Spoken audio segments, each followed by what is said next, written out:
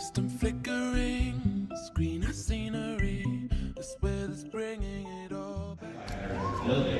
Oscar-nominated actress, Grammy and Emmy award-winning musician and producer, Queen Latifah.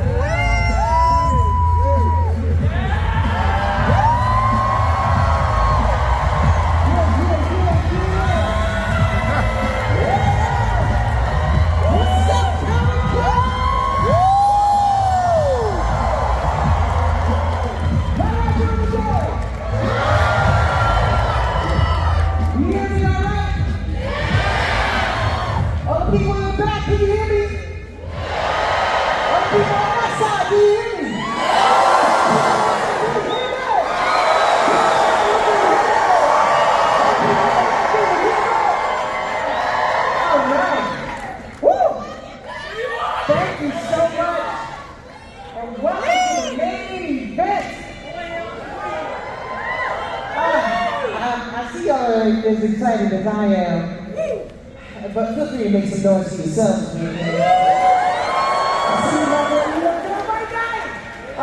We've been waiting 5 decades for this.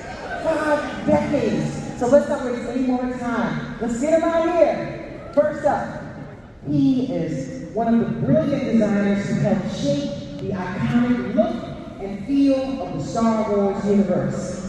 His concepts were instrumental in creating the worlds, the characters, and the vehicles we all love. You'll see some of his work on display in the museum. Put your hands together for Academy Award-winning artist and production designer, Chiang! Woo! Yeah, Doug!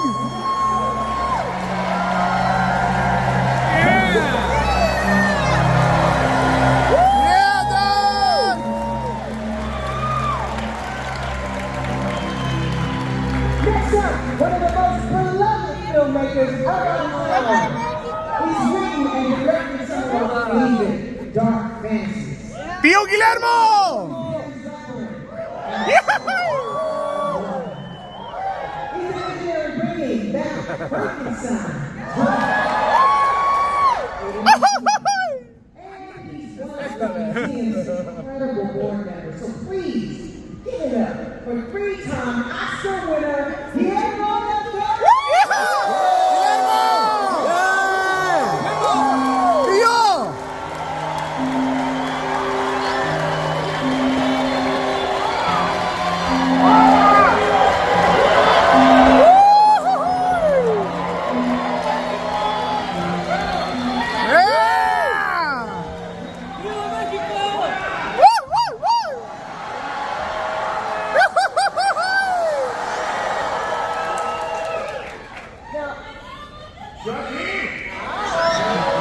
Tío Guillermo!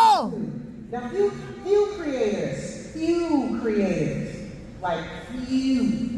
creators have impacted the last 50 years of storytelling like this man. He revolutionized filmmaking, not just through spectacle, but through a deeply human lens. His magnum opus, Star Wars, has shaped our lives for generations and taught us we should trust our instincts. One person can change the course of history. And the Force is always with us. Yeah! His imagination has lit the path for generations of fans and filmmakers alike. He's the reason we're here today. Please welcome for the first time ever at Comic-Con. Give it up for the one, the only, George Lucas. Welcome to Comic-Con, George!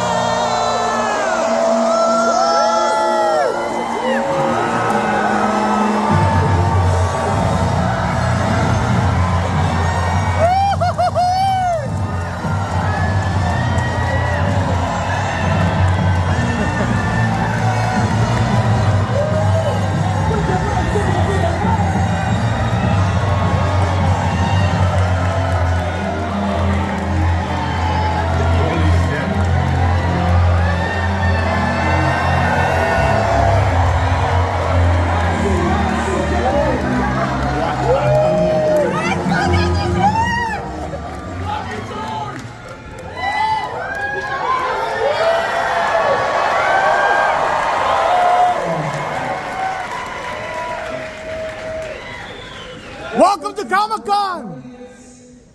Welcome to our panel.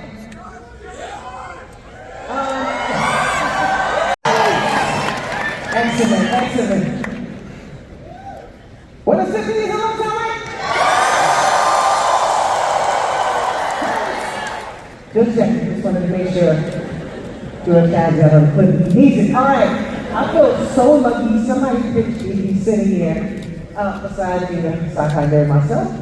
I'm just so happy to be here to support two of my closest friends, George and his wife Melody. It's such a historic moment, not just because it's George's first time at Comic-Con, not just because he brought the big guns with him, but because this is the very first time George has done a personal show and tell of the new museum. The new museum of Canada. This place, it is incredible. It's chock full of pieces that George has been collecting. Connection, an emotional connection with the work, not how much it costs or what celebrity did it or whatever. It's more a personal one. And I don't think anything that anybody else has said, that's art, that's all art. It doesn't work that way.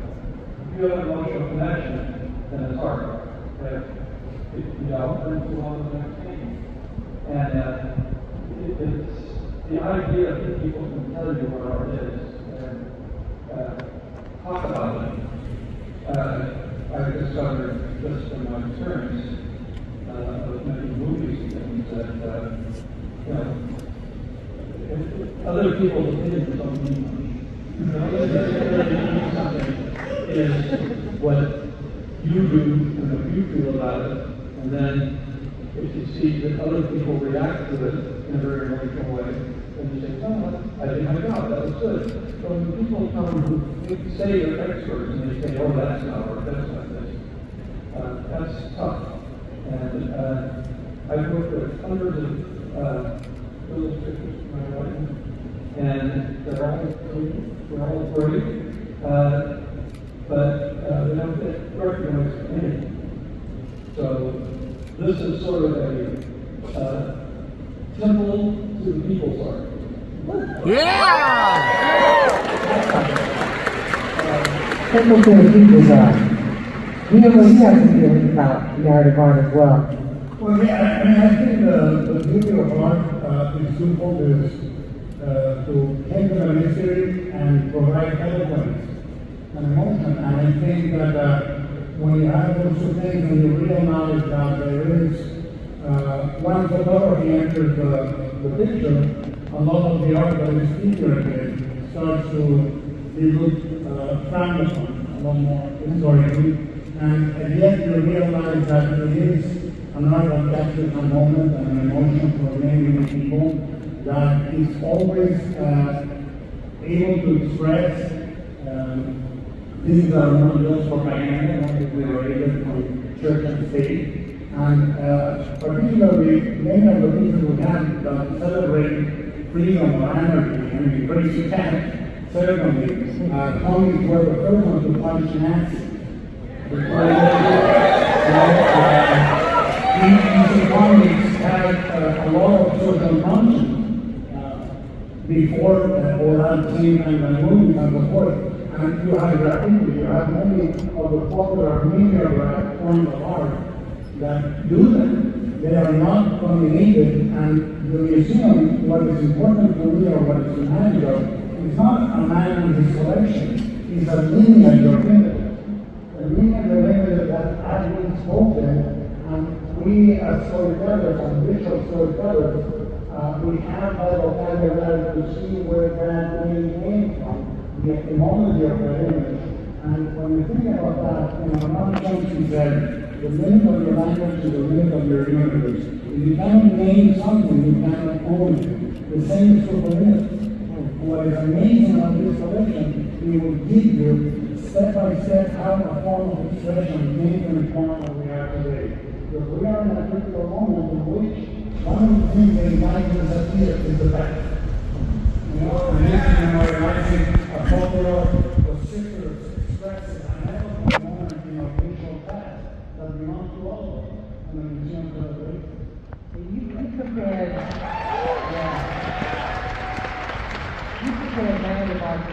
sure. Yeah, I'm sure. Well, if you have every institution, if you look for an illustration museum, an illustration narrative art museum, with tiny places here and there, the declaration of principle that the size, scope, and majesty of the building is same is basically this exists as an art form, you know, and it changes so minutely. Everybody here can argue who came that building better. You know, Simon and Terry or Robert and Terry, and it changes. That's how much is important. The size of the building is a temple that says this is an important thing.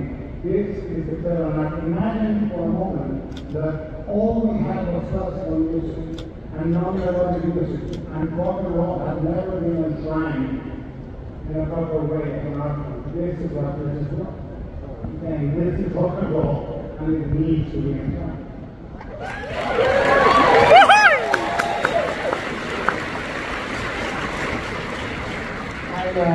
I landed at LAX the other day, which is LA's airport, and you're able to actually see this temple from the sky. Unbelievable. But we'll talk about that later. I was just blown away.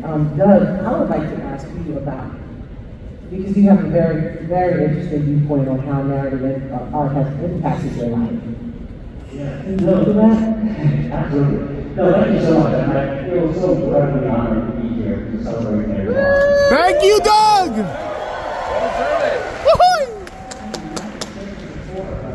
I grew up loving comic books, and that's how I fell in love with art. And it's one of those things where it was surprising, because growing up as a kid in Michigan, you know, art, narrative art, comic book art, magazine illustrations were kind of looked down upon. It was kind of sad, but there was a way for me to enjoy art and invited me to discover more about art. And what I love about what George and Wendy are doing in creating this museum is that it's celebrating and acknowledging and giving respect to an art form that has really, you know, haven't been highlighted before. I mean, I think it's really time to celebrate the artists who have committed their whole careers to creating this. It is really hard. And what's terrific for me is that, you know, as a starting artist when I was young, I wanted to draw. And this gave me a portal into this world to discover more about it. And what's wonderful about the museum is that it describes all the variety of forms of narrative art. You have Charles Schultz's Peanuts, you have Wizard of Kay, you have heavy metal magazines, then you have Norman Rockwell, and Frank Frazetta, and Mobius. Those are all the different avenues for a kid to enjoy art for the places to come in. One of the things that I found kind of sad though was that, you know, when I was growing up, comic book art wasn't really existing. It was always diminished. It was kind of like, okay, Doug, you'll upload that someday. And I'm so glad I didn't.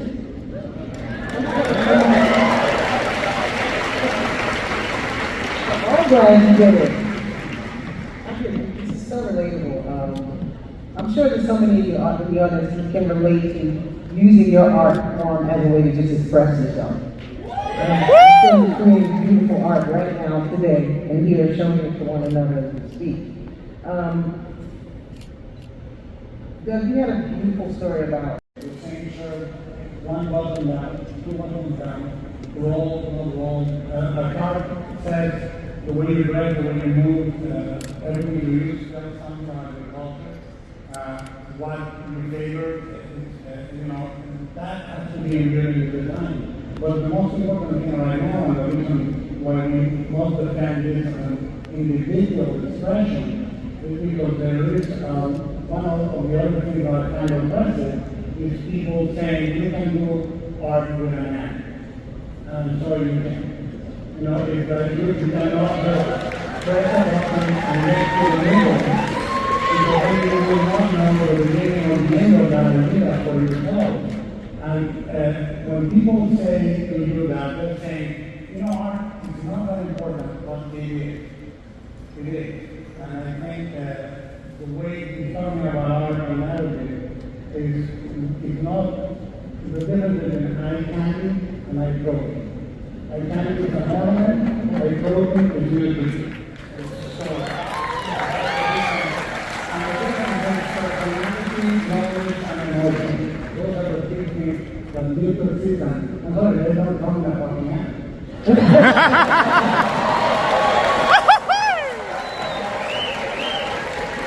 Anything you'd like to add, George? Dile, tío! This museum is dedicated to the idea that stories, mythology, any kind of story, that is written to affect people and to build community is extremely important to society and creating society and creating community. Art illustrates that story.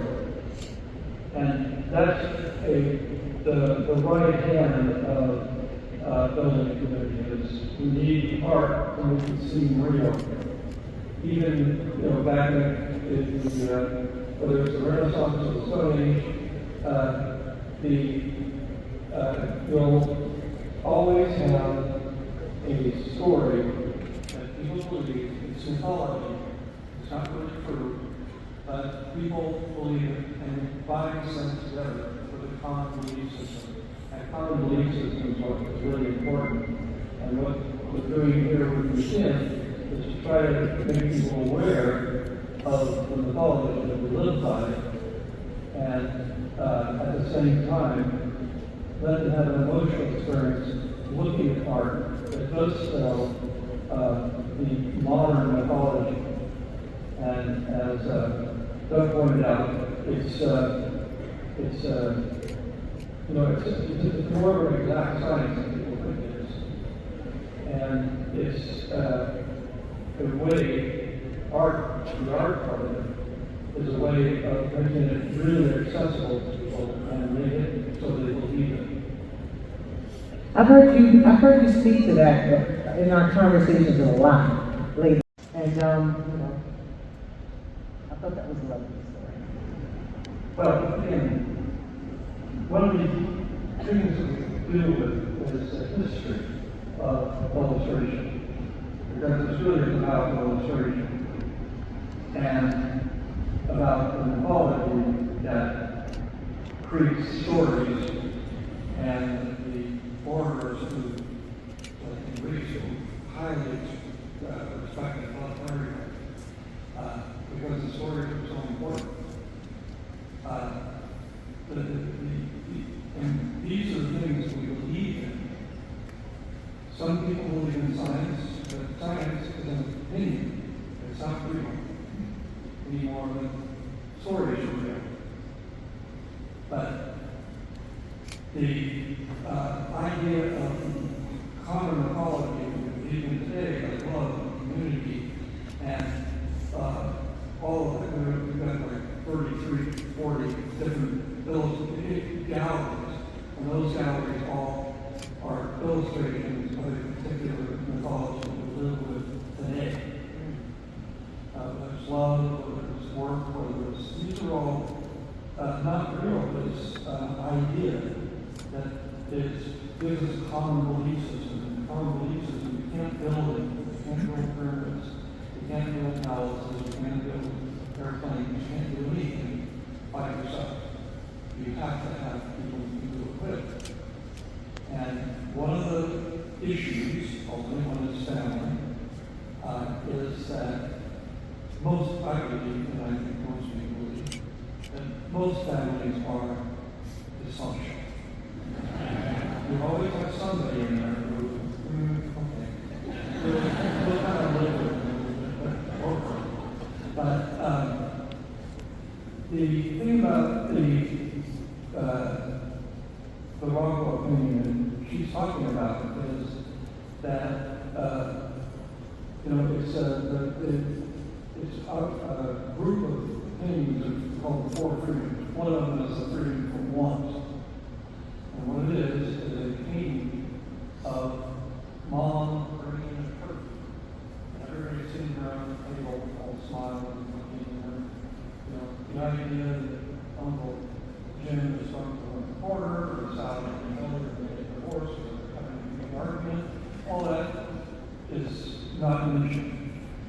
But what it does say is the modern mythology is not that the Indians set the Philippines and saved them from starvation, because that would have gone away a long time ago. what it's really about is family. And people go to Thanksgiving, and inevitably, I don't want to do this again, you know, there's going to be fights, and be this, you know, and I can do it with my dad. You know, it's all kind of, I don't know, I guess I've got to. But you have to, because that painting tells you that family is important. It's part of what we need to keep society together. Even if it's tough. And that's a lot of the art centers around those ideas and what we believe in and how important that is to us to have a community and to be able to build off of a common belief. And especially the other day because of the fact that the world is becoming a sort of place. There are a lot of different common beliefs out there. It used to be easy because they were far away and it was hard to get to them, you know, interact with that. But now, we're experiencing, in a lot of ways, the fact that there are a lot of different beliefs and a lot that aren't common. And the society cannot exist without a common belief system. And that's where illustration is vital to show you what that means in everyday life.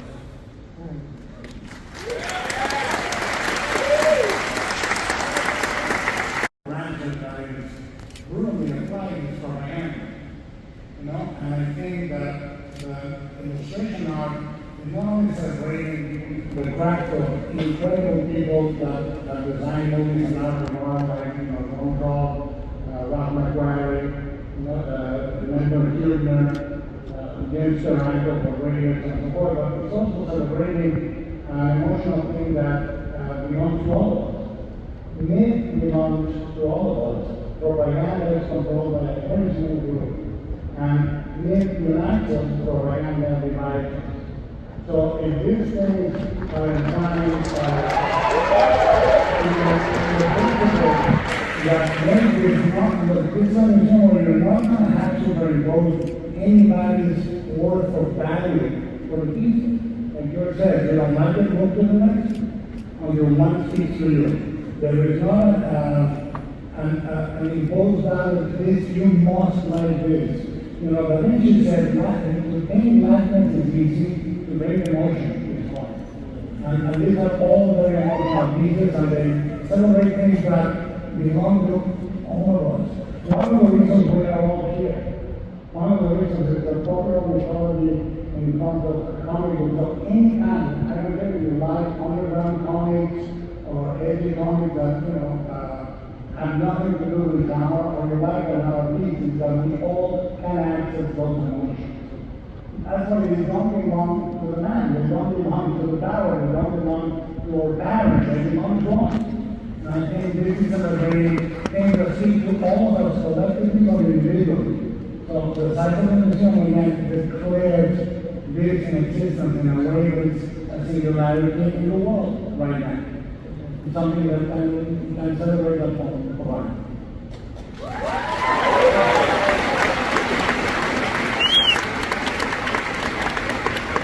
Did you have a thought? Yes. I think what's remarkable about George is that he needs some art. And this museum is him. I mean, it's a gift to sort of help celebrate this. And what I really enjoy about it, honestly, is that narrated art is a way to educate kids and to sort of like validate and say it's okay to draw your fantasy, draw things from your mind, read comic books. It shouldn't be looked down on. And what's fantastic is that I think the museum, my hope is that it will inspire the next Norman Rockwell or Harper's husband. Yeah?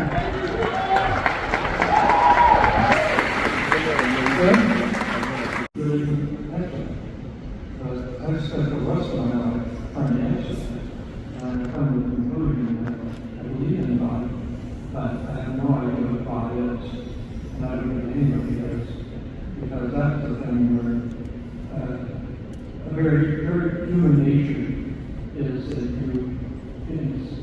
when you're born, the baseline is fear.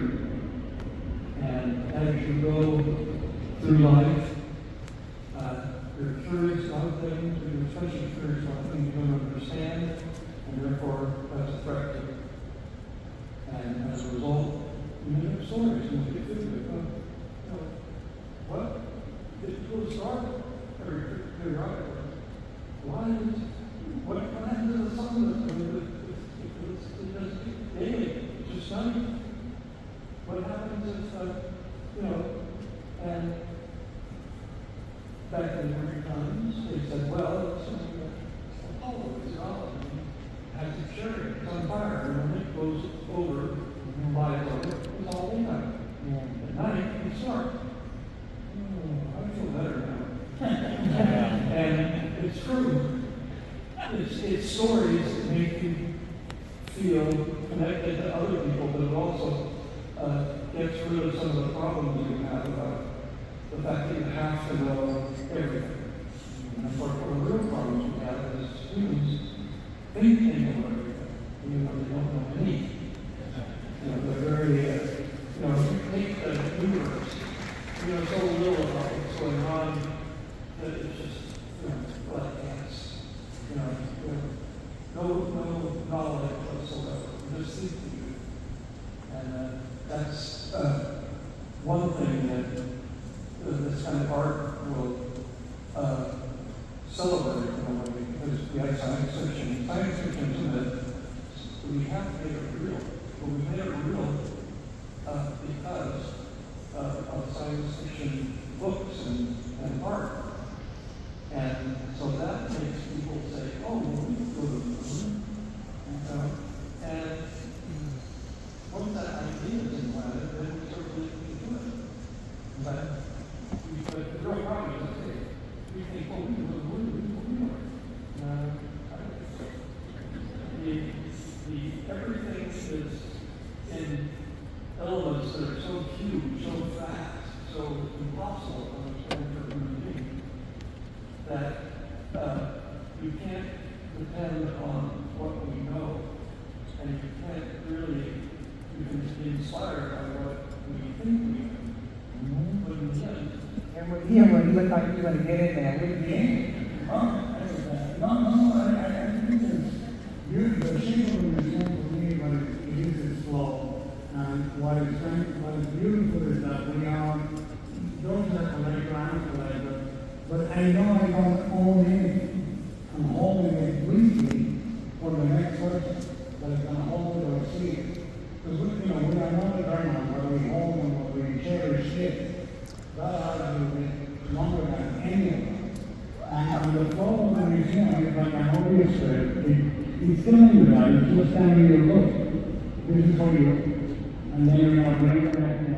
And that continually, you can bring from the same fountain of knowledge and image and counsel and power and myths and George and many others have been part of it. And that continuum and that generosity is what makes a big difference of the shape it puts that. And I think it says, look, this is going to be carried with you and keep moving forward. And that's what it's not, this is where it ends. This is the all of all, and you should be unique, but this is for you. You hold it for a moment, and you pass it on. And that happened to me with the fires. Came so close to my collection, I said, I'm going to start moving some of the stuff out. And one of mine has 3 houses full of stuff. And now the museum is a lot of it may go. No, because it's beautiful to share, and that's why we are here. We are here. I said the other day, you are in this world to be a host or a guest. If you are a guest, you will never be happy. If you are a host, you will always be happy to serve. And this museum is something that of art, and it's an opinion that we are also.